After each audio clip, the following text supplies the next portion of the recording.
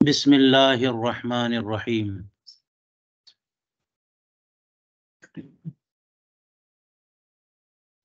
الاشباب والنظائر کے فن ثانی میں کتاب الاقرار کا درس جاری ہے۔ آج ایک اور ضابطہ، الفعل فی المرض احط رتبۃ من الفعل فی الصحۃ، بیماری میں جو کام کیا جائے اس کا رتبہ گرا ہوا ہوتا ہے، کمتر ہوتا ہے اس فعل سے جو کہ صحت و تندرستی میں کیا جائے۔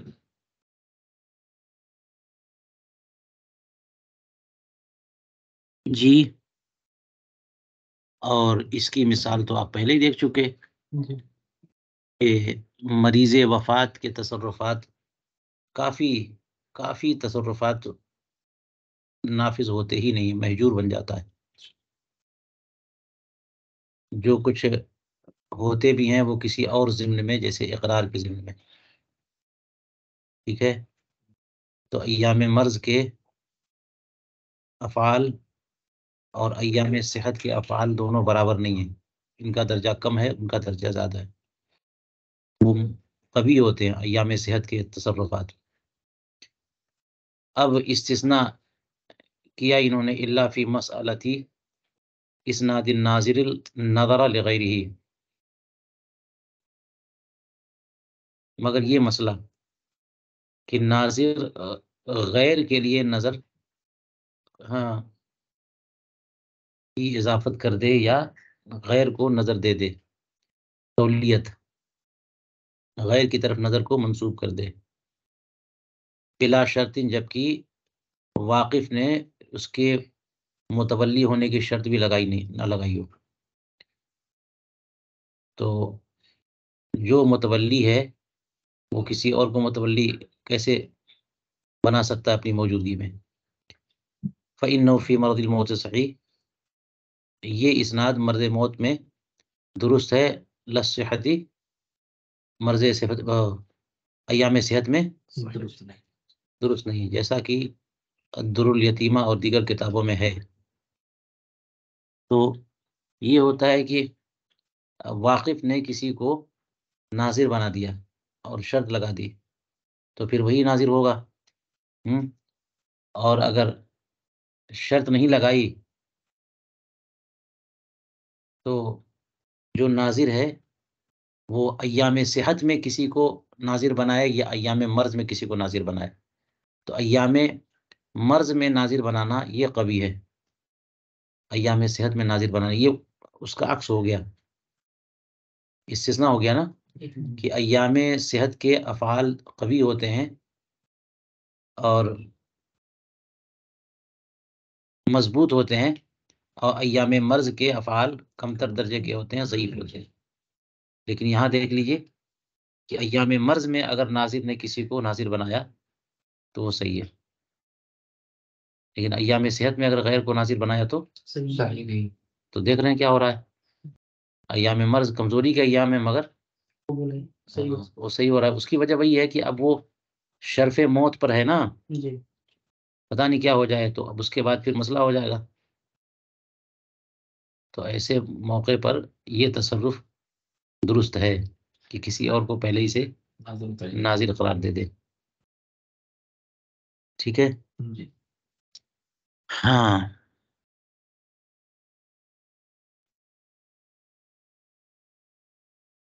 اچھا، وفی کافل حاکم من باب الاقرار فی المضاربہ، اور کافی شرح وافی بھی ہے نا، اس لیے حاکم کی نسبت لگا دیتے ہیں، ہے نا۔ یہ وہ کافی نہیں ہے، حاکم صدر شہید کی کافی میں مضاربت میں اقرار کے بیان میں، لو اقر المضارب بالربح 1000 درہم فی المال ثم قال غلطت انها 500، مضارب اگر 1000 درہم کے نفع کا اقرار کر لے مال میں، اور پھر بولے کہ یہ تو میں نے 1000 کا اقرار غلط طور پر کر دیا تھا، غلطی ہو گئی تھی، فائدہ جو ہوا ہے نفع وہ 500 درہم کا ہوا ہے، تو لم یصدق یہ تصدیق نہیں کریں گے، یعنی یہ جو کہا رجوع کیا، جو اس نے رجوع کیا کہ میں نے وہ اقرار غلط کر دیا تھا اور فائدہ 1000 کا نہیں بلکہ 500 کا ہوا، تو یہ 500 والے اقرار کی تصدیق نہیں کریں گے، اور جو پہلے اقرار کر چکا ہے اسی کا وہ ضامن ہوگا۔ مضارب ہے نا، کسی نے یعنی رب المال نے اس کو پیسے دیے کہ تم کام کرو اور جو نفع ہوگا وہ آدھا آدھا ہم کر لیں گے، تو اس نے خود کہا کہ 1000 درہم کا نفع ہوا، اور پھر بول رہا ہے کہ یہ نہیں بلکہ 500 کا ہوا ہے۔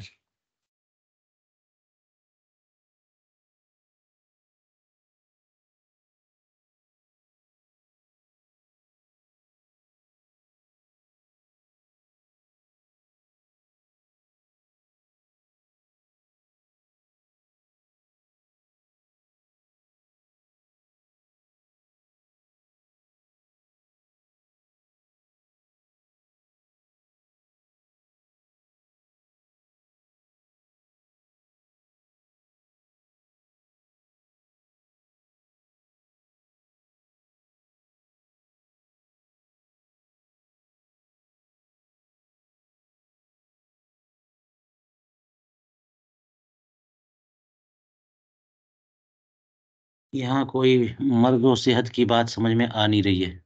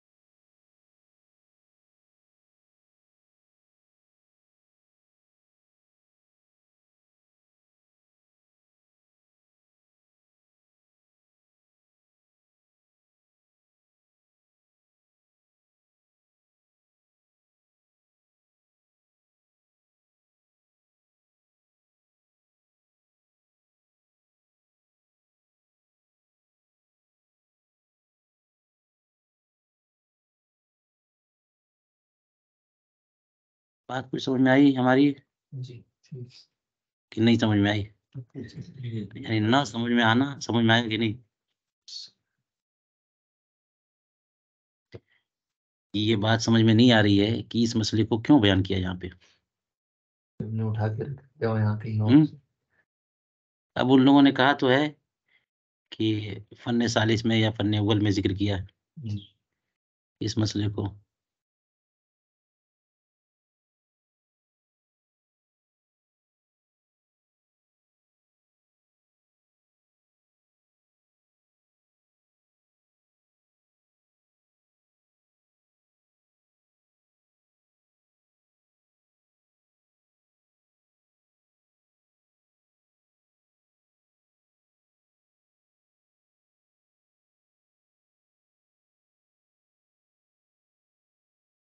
اسی میں کتاب الاقرار میں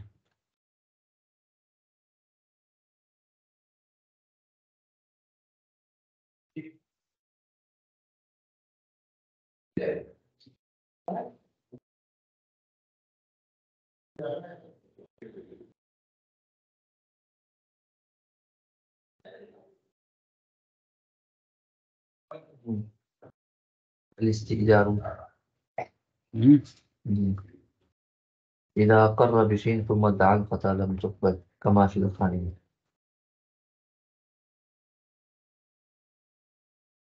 إذا أقر بشيء ثم ادعى الخطأ لم تقبل.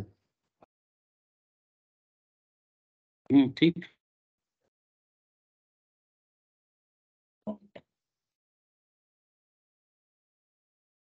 تو بات واضح ہے، لیکن یہاں کیوں بیان کیا یہ واضح نہیں ہے، اور اتنا سمجھنا بھی سمجھنا ہے. ٹھیک ہے.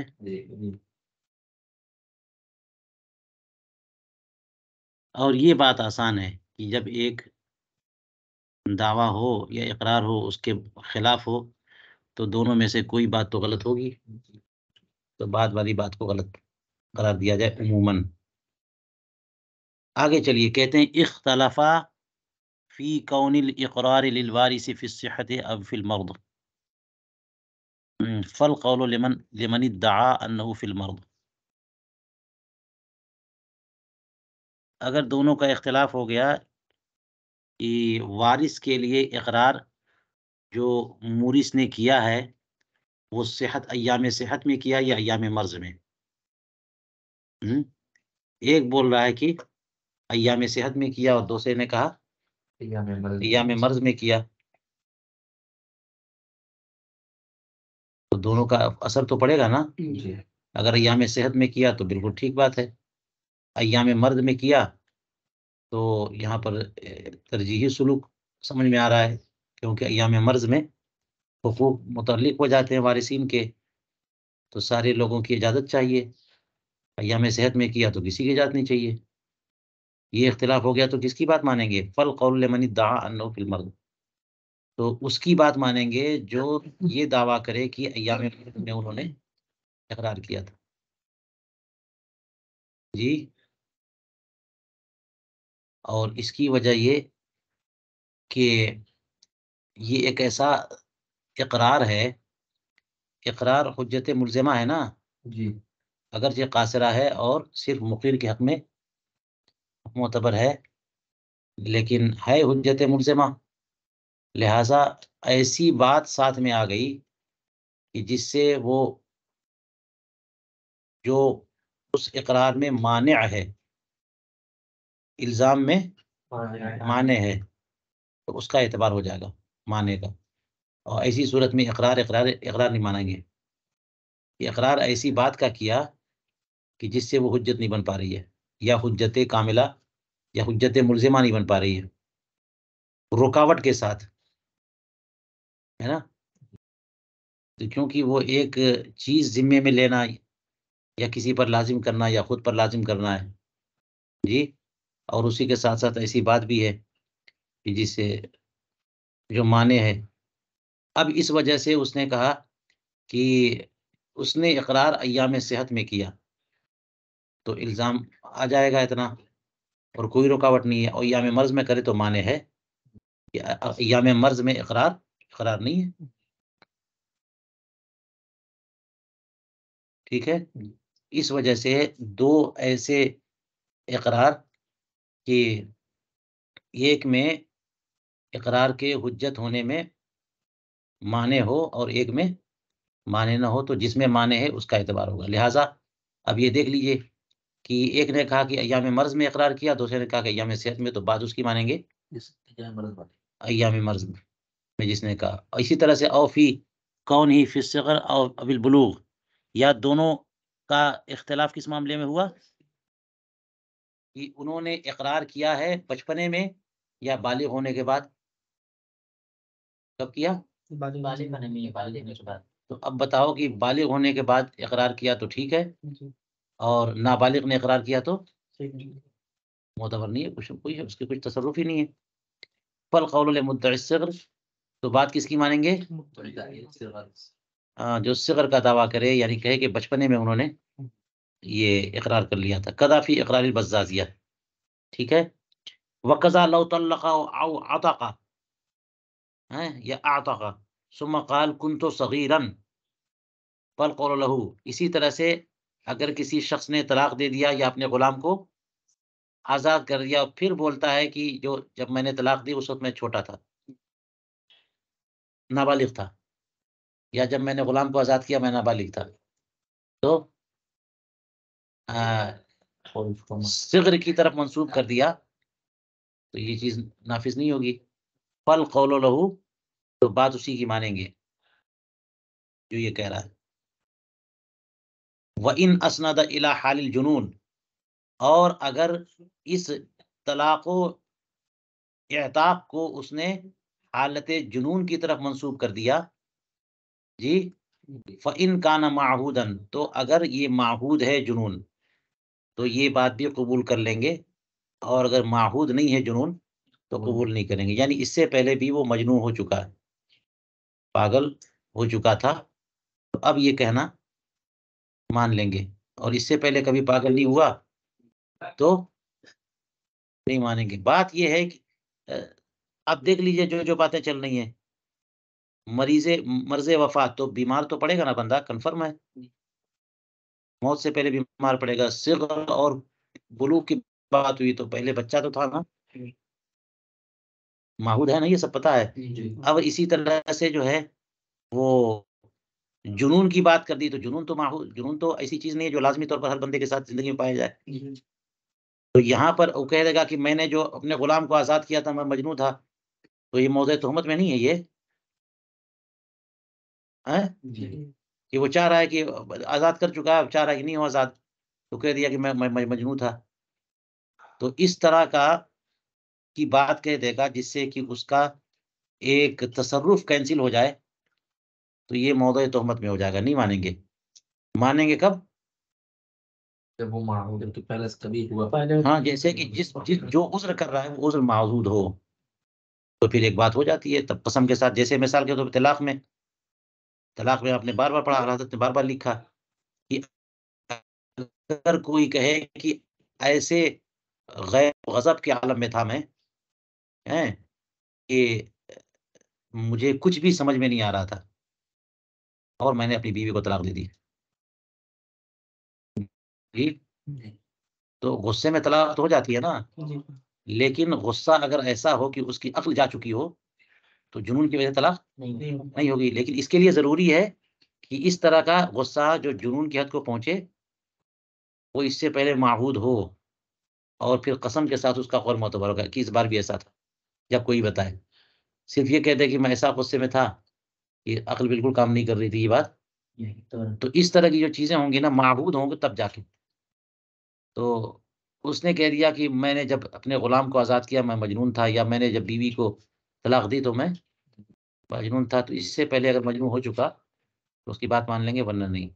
تو ان تینوں چاروں مثالوں میں جو ہے اقرار میں اختلاف ہوا. ایک نے بالکل صاف ستھرے اقرار کی بات کہی اور دوسرے نے اقرار کے ساتھ ایسی بات کہی کہ جس سے اقرار نہ رہ جائے، ہے نا. تو وہی والی بات مانیں گے. اور جتنی بھی صورتیں بتائی ہیں نا، ہر ایک میں یہ سمجھ لیجئے کہ ہر ایک میں قسم کے ساتھ معتبر ہے.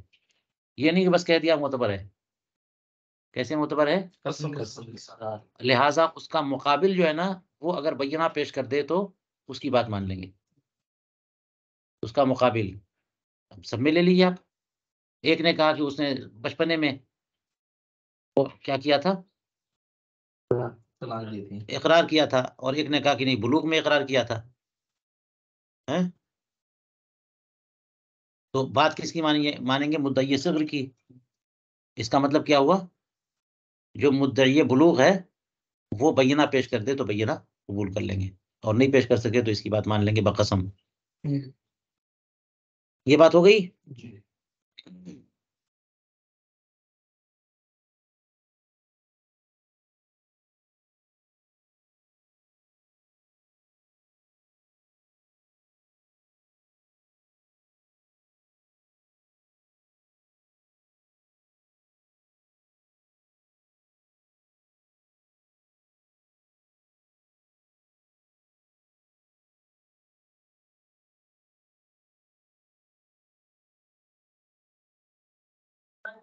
چلیے آگے دیکھیے. ماتل مقر لہو فبرہنا وارثہ علی الاقرار ولم یشہدوا ان مقر لہو صدق المقر او کذبوا تقبلوا.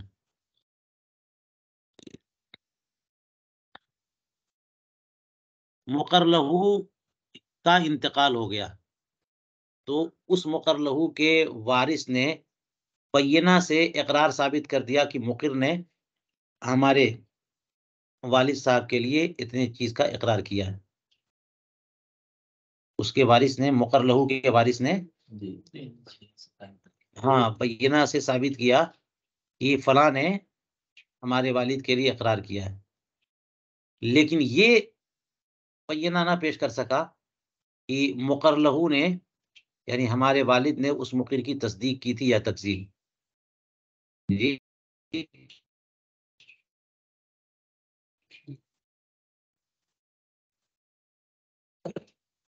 باوجود جو ہے وہ بینہ قبول کر لیں گے. مقر لہو کا انتقال ہو گیا اور وارثین نے بینہ ثابت کر دیا کہ اقرار ہے، تو اقرار کا بینہ قبول کر لیں گے، یہ بات مان لیں گے. اب اس کا مطلب تو یہی نہ ہوگا کہ وارثین کو وہ حصہ ملے گا، وہ دین حاصل کرے، اس کو ملے گا، سب کو بٹے گا. کما فی القنیہ اقر فی مرض موته بشیء وقال كنت فعلت في الصحة كان بمنزلة الاقرار في المرض. مریض نے یا مورث نے کیا کیا؟ مرض موت میں کسی چیز کا اقرار کیا، اور اقرار یہ کیا کہ میں نے ایام صحت میں یہ کام کیا تھا. کان بمنزلۃ الاقرار فی المرض من غیر اسناد زمن الصحت. تو یہ اقرار بھی اس اقرار کے درجے میں ہے جو ایام مرض میں بغیر ایام صحت کی اضافت کے ہوا ہو. یہاں تو یہ کہہ رہا نا کہ مرض موت میں اقرار کر رہا ہے، لیکن منسوب کر رہا ہے ایام صحت کے، کہ میں نے ایام صحت میں یہ اقرار کیا تھا. تو آج بول رہا ہے ایام مرض میں کہ میں نے ایام صحت میں یہ اقرار کیا تھا کہ فلاں کا میرے اوپر کچھ نہیں ہے، نہیں میرا فلاں پر کچھ نہیں ہے. تو یہ بھی ایسے ہی ہے جیسے کہ ایام مرض میں اقرار کرے. تو ایام مرض میں اگر اقرار کرے گا تو اس کے مورثین، اس کے وارثین کی اجازت پر موقوف ہے نا. تو ویسے یہ بھی ہے. قال فی الخلاصہ، خلاصۃ الفتاوی میں دیکھیے ایک بات، لو اقر فی المرض الذی مات فیہ، اگر اس بیماری میں اقرار کیا جس میں اس کا انتقال ہوا، کہ اس نے اس غلام کو من فلان کسی سے کو بیچ دیا ہے نا ایام صحت میں، وقبض الثمن اور بیچ کر کے پیسے بھی لے لیے، ودعا ذلك المشتری، اس جس مشتری کو بیچا ہے اس نے بھی یہی دعویٰ کیا کہ انہوں نے ہمیں بیچا ہے اور ہم پیسہ دے چکے. مدعی نے کہا کہ ہم نے اسے بیچا ہے اور وہ پیسہ دے چکا، ہم نے لے لیا. اس نے بھی یہ کہا کہ انہوں نے ہمیں بیچا ہے اور ہم نے پیسہ دے دیا، انہوں نے لے لیا. فإنه يصدق في البيع، تو بے میں تو تصدیق کریں گے اور قبض ثمن میں تصدیق نہیں کریں گے. ولا يصدق في قبض ثمن، بے میں تصدیق کریں گے اور ہاں قبض ثمن میں تصدیق نہیں کریں گے. الا بقدر الثلث.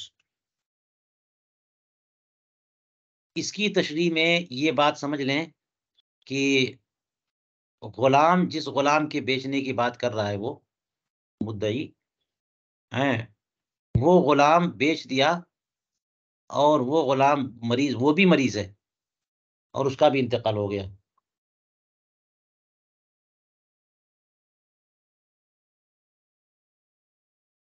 تو اب یہ مسئلہ ہو جائے گا کہ ایام مرض میں اس نے دعویٰ اقرار کیا کہ یہ غلام جو میں نے فلاں مشتری کو بیچا ہے، اس کو ایام صحت میں بیچا ہے، اور وہ بھی بیمار. تو یہ بھی ہو سکتا ہے کہ ایام صحت سے اسی کے ایام صحت مراد ہو. کس کے؟ غلام کے ایام صحت. وہ صحیح تھا، اور جو اسلوب پہلے سے چلا آ رہا ہے اس کا تقاضا تو یہ کہ فی صحت ہی کی نسبت اس کی طرف ہو، مقیم کی طرف. اپنے ایام صحت میں اس نے بیچا. اور یہ میں اس لیے کہہ رہا ہوں کہ غلام، جس غلام کو بیچا وہ اس نے یہ کہا کہ وہ جب صحت مند تھا، تندرست تھا، تب میں نے بیچا. وجہ یہ کہ یہ بھی کہہ رہا ہے کہ میں پیسہ بھی لے چکا اور یہ بے مکمل ہو چکی ہے، اور یہ بات آئی کہ یہ غلام مر گیا بیماری کی وجہ، تو یہ عیب ہوا. تو اگر عیب ہوگا تو یہ اقرار درست نہیں ہوگا، لہٰذا وہ بے کینسل ہوگی، پیسہ یعنی وہ غلام واپس کیا جائے گا اور سمن واپس دینا پڑے گا. تو اس لیے کہتے ہیں کہ یہ قبضے ثمن والی بات اس لیے نہیں مانیں گے کہ یہ چیز جو ہے نا اضافی طور پر یہ غلام یا اس کا بدل جا رہا ہے. جب وہ جا رہا ہے تو وصیت کے درجے میں ہونا چاہیے. کیسا ہونا چاہیے؟ ہاں، تو بے کے معاملے میں اس کی تصدیق کر دیں گے، لیکن قبض ثمن میں وہ ایک لمٹ بتا دیا ہے کہ ثلث میں تصدیق کریں گے بس.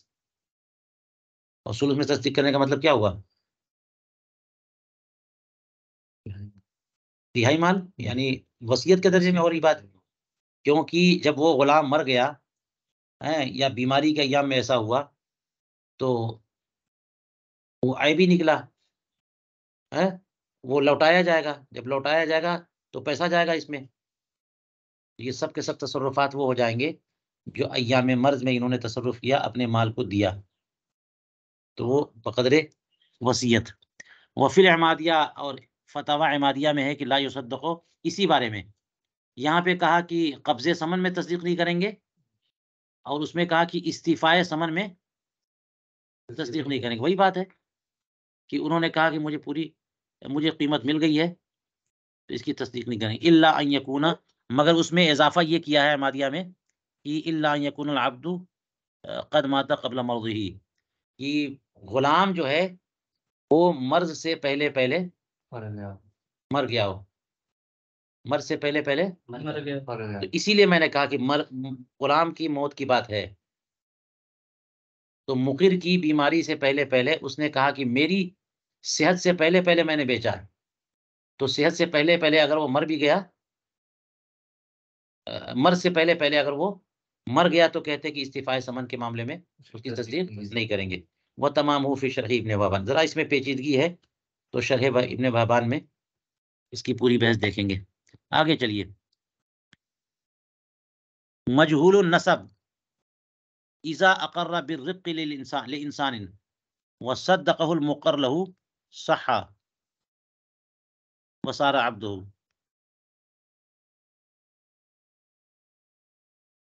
کوئی شخص مجہول النسب ہے، کچھ عطا پتہ نہیں ہے کہ وہ کس خاندان کا ہے، کیا نسب ہے، کس کا بیٹا ہے. اگر وہ کسی انسان کے لیے اپنی رقیت کا اقرار کر لے کہ میں زید کا غلام ہوں تو یہ اقرار ٹھیک ہو جائے گا نا. اگر وہ پہلے سے معہود ہے کہ فلاں گھر کا لڑکا ہے وہ، تو اقرار کیسے صحیح ہے؟ مجہول النسب اقرار کر لے کہ میں فلاں انسان کا غلام ہوں، اور مقر لہو اقرار تصدیق بھی کر لے کہ ہاں یہ ٹھیک اقرار کر رہا ہے، تو یہ اقرار درست ہے اور یہ اس کا غلام ہو جائے گا. ان کانا قبل تأکد حریتی بالقضاء، اگر یہ اقرار کب آیا سامنے؟ ہاں، اس قضاء کے ذریعے اس کی حریت کے مؤکد ہونے سے پہلے، اس کی حریت قضاء قاضی سے ثابت ہونے سے پہلے. اگر قضاء قاضی سے اس کی حریت ثابت ہو چکی ہے تو اقرار بھی نہیں چلے گا. اما بعد قضاء القاضی علیہ بحد کامل اور بالقصاص فی الاطراف لا یصح اقرار بالرق بعد ذلك. رہی یہ بات کہ قاضی نے حد کامل کا فیصلہ اسی شخص کے لیے کر دیا، تو اب یہاں پہ موضوع تہمت میں آ گیا یہ بندہ. قاضی نے اس پہ کوئی جرم تھا اور اس کی وجہ سے قاضی نے جرم ثابت مانا اور فیصلہ کر دیا کہ اس کو پوری حد نافذ کی جائے. یہ زانی ہے، غیر محسن تو 100 کوڑے لگائے جائیں، اور محسن ہے تو پھر اس کو رجم کیا جائے، یا جو بھی سزا ہے 80 کوڑے اگر قاذف ہے تو اب یہ کہنے لگا نہیں میں تو فلاں کا غلام ہوں، تاکہ فوراً میری سزا کتنی ہو جائے. تو قضائے قاضی بحد کامل، حد کامل کا فیصلہ جو قاضی نے کیا ہے اس کے بعد اگر یہ دعویٰ کر رہا ہے یا اقرار کر رہا ہے کہ میں فلاں کا غلام ہوں تو یہ بات نہیں مانیں گے. لا یصح اقرار ہو، ٹھیک ہے، اس کا اقرار اس کے بعد قضائے قاضی کے بعد رقیت کا اقرار درست نہیں. اسی طرح سے اور بالقصاص فی الاطراف، حد کامل کا، اور حد تو حقوق اللہ ہے نا، شراب کی پینے کی سزا جو بتایا، تہمت کی حد جو ہے، اس طرح سے اور بھی دیکھ لیجئے. یا اطراف میں قصاص، اطراف میں تو اس میں بھی دیت کا میں فرق پڑ جائے. اطراف میں قصاص میں اگر دیت پر راضی ہو جائے تو دیت عادی ہو، تو اس لیے کہتے ہیں کہ لا یصح اقرارہ بالرق بعد ذلك واذا صح اقرارہ بالرق فاحکامہ بعدہ فی الجنایات والحدود احکام العبید. اب یہ قضائے قاضی سے پہلے اس نے اقرار کیا ہے تو وہ غلام ہو گیا نا، جی رقیت ثابت ہو گئی. جی تو اب اس کے بعد کے سارے احکام رقیق والے اس پر نافذ ہوں گے.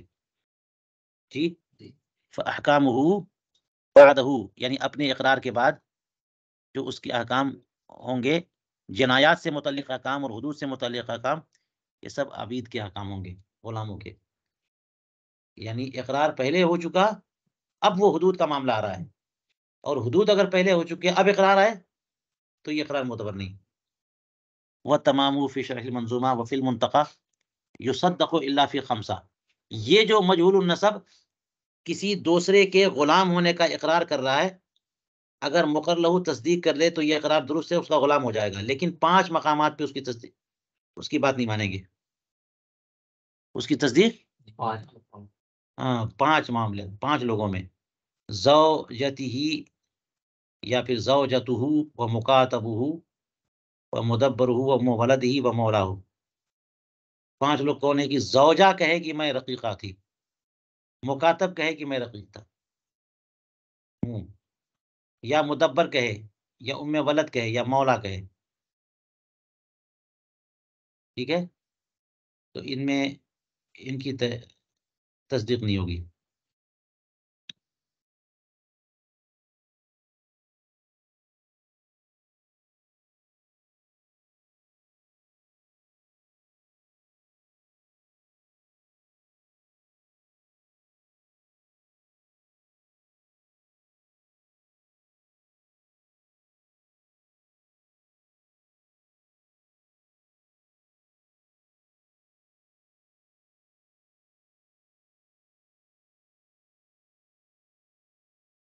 چلیے، اقر بالرق ثم ادعى الحریت لا تقبل الا ببرہان. رقیت کا اقرار کیا پھر حریت کا دعویٰ کیا. یہ تو دونوں میں تناقض ہو گیا نا، تو نہیں مانیں گے الا ببرہان. حریت کا دعویٰ کیا، اقرار کیا، پھر حریت کا دعویٰ کیا، تو یہ حریت کا دعویٰ قابل قبول نہیں ہے جب تک کہ برہان سے ثابت نہ کر دے. اقرار جو ہے یہ الگ چیز ہے اور دعویٰ الگ چیز ہے. دعوے کے بعد اگر بینہ پیش کر دے گا تو اقرار سے بھی زیادہ مضبوط چیز ہو جاتی ہے نا. اقرار کا مطلب یہ ہوتا ہے کسی اور کا حق اپنے ذمے بیان کرنا، اور دعوے کا مطلب ہوتا ہے دوسرے کے ذمے اپنا حق کی بات کرنا. تو اس میں بینہ سے ثابت، بینہ پیش کر دے گا تو دعویٰ اقرار کے مقابلے میں زیادہ مضبوط چیز ہو جاتی ہے. تو اس لیے کہتے ہیں کہ پہلے اس نے رقیت کا اقرار کیا، پھر حریت کا دعویٰ کیا، اور حریت پر بینہ بھی پیش کر دیا تو یہ قبول کر لیں گے. ورنہ قضا فی البزازیہ وظاہر کلامہم ان القاضی لو قضا بکونہ مملوکا ثم برہن علی انہ حر فانہ یقبل. اس سے پتہ چلا کہ قاضی اگر مملوک ہونے کا فیصلہ کر چکا ہو، ہاں، اور پھر یہ بینہ سے ثابت کر دے کہ نہیں میں مملوک نہیں بلکہ حر ہوں، فانہ یقبل، تو یہ بینہ قبول کریں گے.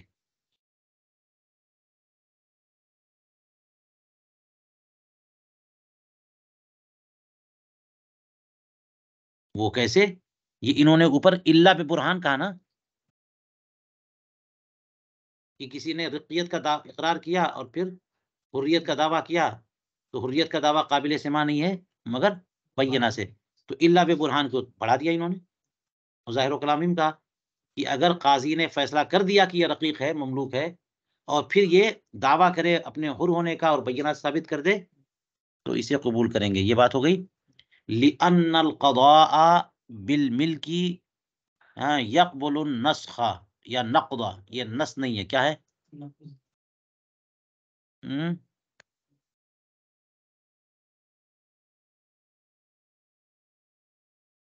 یہی ہے، اس میں نس ہے.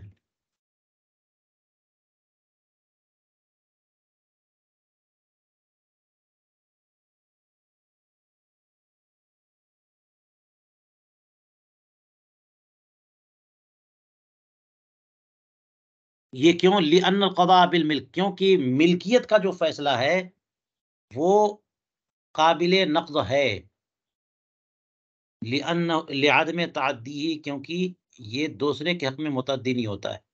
کل کو کوئی اور دعویٰ کر دے تو وہ اس کا ہو جائے گا، اس کے بعد کسی اور نے استحقاق کا دعویٰ کر دیا اس کا ہو جائے گا. ایک کی ملکیت کا فیصلہ کر دیا تو پھر کسی کی ملکیت نہیں ہو سکتی اس پہ، تو یہ دوسرے تک متعدی نہیں ہوتی ہے. ہاں،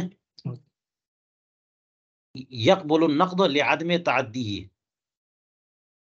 یہ ملک جو ہے دوسرے تک متعدی نہیں ہے کہ زید کی ملکیت ثابت ہو جائے تو پھر ایک چیز جو ہے بیک وقت دو بندے کو ملک میں نہیں ہو سکتی نا. تو زید کی جب ملکیت ثابت ہو جائے تو پھر کسی کی ملکیت ثابت نہ ہو، اس کی ملکیت ثابت ہو گئی تو اب کسی اور تک متعدی نہ ہو، یہی ایسا ہے. دوسرے تک متعدی، ہاں متعدی نہیں ہے، لعدم تعدی ہے، یہ دوسرے تک متعدی نہیں ہے. اس لیے اس کو توڑ سکتے ہیں. یہ اگر کوئی دوسری بات آ گئی کہ جس سے ملکیت ختم ہوگی تو ہو جائے گی.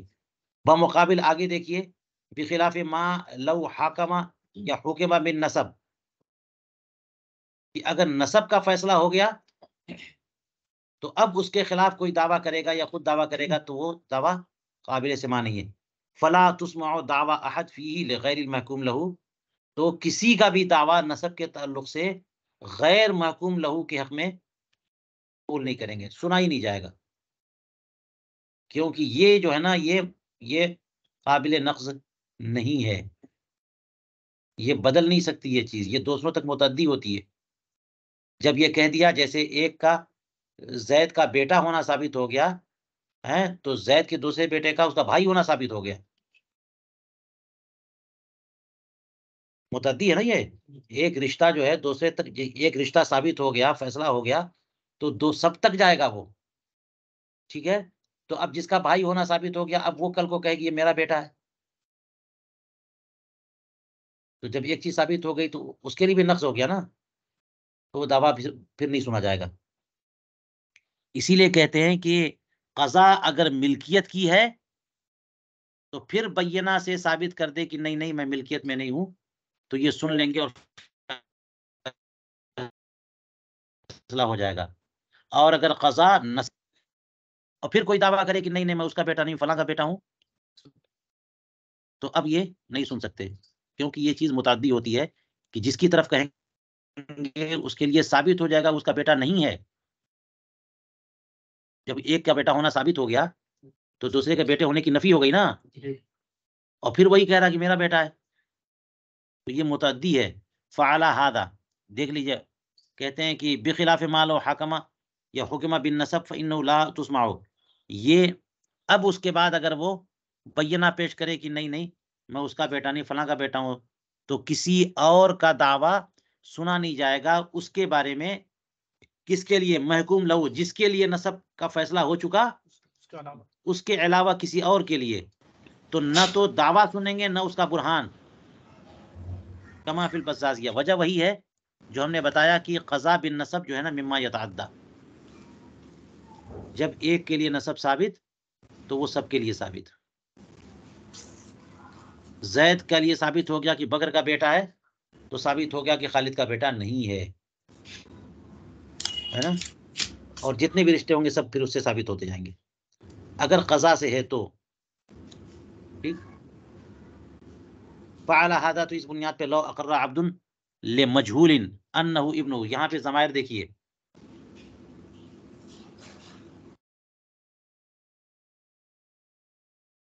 کہ اگر اسی بنیاد پہ کہہ رہے ہیں کہ اگر کسی غلام نے کسی اجنبی مجہول غیر معروف النسب شخص کے بارے میں اقرار کیا کہ انہ ابنہ، کہ وہ مجہول اس کا یعنی غلام کا بیٹا ہے.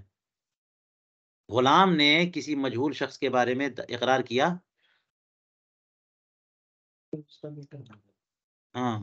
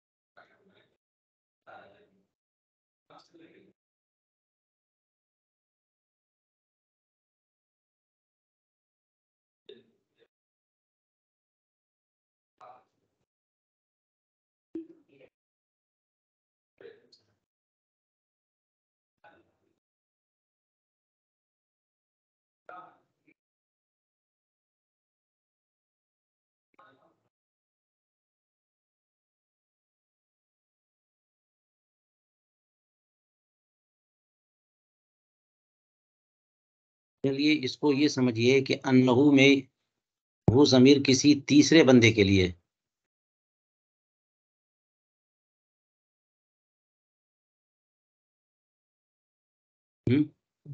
تیسرے بندے کے لیے یہ اقرار مجہول کے لیے نہیں ہے. سے کیا رابطہ ہاں مجھول سے کیا رابطہ ہوگا؟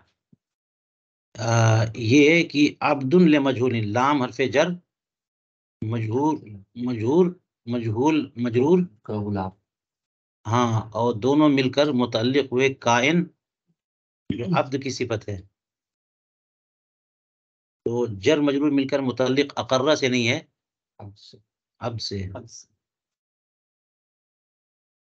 یہ اسی قبیل سے ہے غلام زید، زید کا غلام. ہاں، عبد مجہول، مجہول شخص کا غلام. مجہول شخص کا غلام، نہ یہ کہ اقرار کیا مجہول کے لیے. کیسے، کیا مطلب ہے؟ دیکھیے کہ کسی مجہول شخص کے غلام نے اقرار کیا کہ انہو ابنہو، کہ وہ اس کا بیٹا ہے، وہ اس کا بیٹا. اور وہ بھی اقرار اپنے بارے میں نہیں، دوسرے کے بارے میں، کہ وہ میرا بیٹا ہے، وہ میرا بیٹا بیٹا بیٹا ہے. وصدقہ، اور اس شخص نے یہ کہا کہ ہاں میں ان کا، اس غلام کا بیٹا ہوں. وَمِثْلُهُ يُولَدُ لِمِثْلِهِ، اور دونوں کی عمر جو ہے وہ ایسی ہے کہ اس کے لیے اس جیسا لڑکا پیدا ہو سکتا ہے. جیسے کہ اس کی عمر 40 سال ہے، اس کی 38 سال ہے، تو کیسے یہ بات صحیح ہوگی کہ میرا بیٹا ہے؟ 2 سال میں کیسے بچہ پیدا ہوگا؟ وہ 40 ہے، یہ 25 ہے، تو ہو جائے گا. تو یہ سب چیزیں ایسی ہیں کہ مثلہ یولد لمثلہ، اس جیسا بچہ اس جیسے بچے، اس جیسے شخص کے لیے ہو سکتا ہے. وحکمہ بہ بطریقہ، اور اسی اعتبار سے حکم دے بھی دیا گیا کہ ٹھیک ہے، یہ اقرار بھی کر رہا ہے، اور وہ لڑکا جو تیسرا شخص ہے وہ اس کی تصدیق بھی کر رہا ہے کہ ہاں میں ان کا، ہاں اس غلام کا بیٹا ہوں. ٹھیک ہے، تو دعویٰ بعد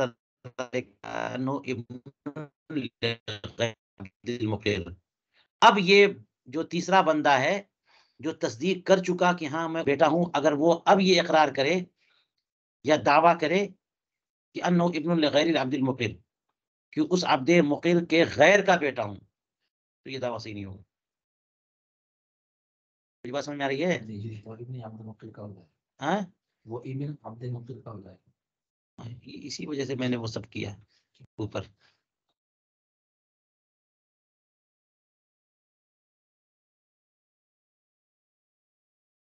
جی، تو اس کسی مجہول شخص کے غلام نے ہاں اقرار کیا کہ وہ تیسرا شخص میرا بیٹا ہے، اور اس تیسرے شخص نے تصدیق بھی کر لی، اور حالات ایسے ہیں کہ دونوں باپ بیٹے ہو سکتے ہیں، فیصلہ بھی ہو گیا. تو اب وہی بیٹا یہ کہہ رہا کہ نہیں نہیں میں ان کا بیٹا نہیں ہوں، میں کسی اور کا، کسی غیر کا بیٹا ہوں، تو یہ دعویٰ صحیح نہیں ہوں گے. بات وہی ہے جو اوپر گزر چکی کہ نسب میں جب فیصلہ ہو جاتا ہے تو وہ فیصلہ متعدی ہوتا ہے، سب پر نافذ ہوتا ہے. تو جب وہ اس کا بیٹا ثابت ہو گیا، تو اب جس کے بارے میں وہ کہہ رہا ہے کہ میں اب اس کا بیٹا ہوں، تو اس کا بیٹا نہ ہونا بھی ثابت ہو چکا، اور اب کہہ رہا ہے کہ میں بیٹا ہوں، تناقض ہو جائے گا. تو اس میں دوسری بات سنیں گے نہیں. بات ہو گئی. کہتے ہیں وَهِيَ تَصْلُحُ حِيلَةً لِدَفْعِ دَعْوَى النَّسَب، اور یہ بات جو ہے نا، یہ ہے جو ہیرا بن سکتی ہے دعوی نسب کے دفاع کے لیے، کہ دعوی نسب کا دفعیہ اس طرح سے ہو سکتا ہے کہ پہلے اس نے ایک دعویٰ کیا یا کسی اور نے دعویٰ کیا، اس نے تصدیق کی، تو اب ہیلا بن گیا، اب یہ دعویٰ کرے گا نسب کا کسی اور سے تو مانیں گے ہی نہیں، سنیں گے ہی نہیں۔ وَشُرِطَ فِي التہذیب تصدیق المولا، اور تہذیب نامی کتاب میں اسی بات میں تصدیق مولا کی بھی شرط کی گئی، جب عبد نے اقرار کیا تو اس کا جو مولا ہے صرف بیٹے کی تصدیق نہیں بلکہ مولا کی تصدیق کرے تو بھی۔